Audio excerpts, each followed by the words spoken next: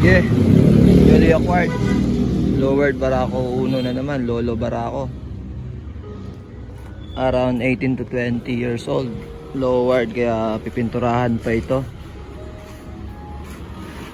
Yan, nakuha na yung plaka, bagong plaka na yan, pero hindi pa yata na-upload. May mga we-weldingin. Pipinturahan ng bago, so yan, basically babalik sa dating alindog, mga tagas tatanggalin.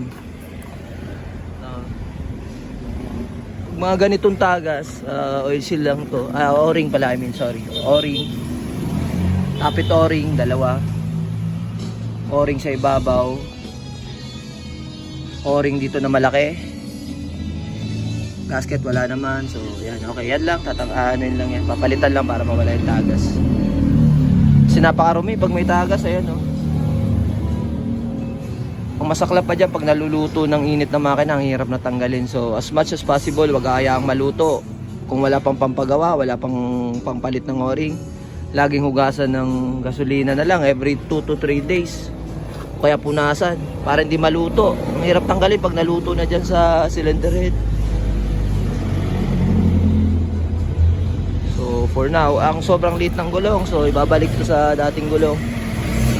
Napakanipis, hindi pwedeng pang tricycle lang ganito.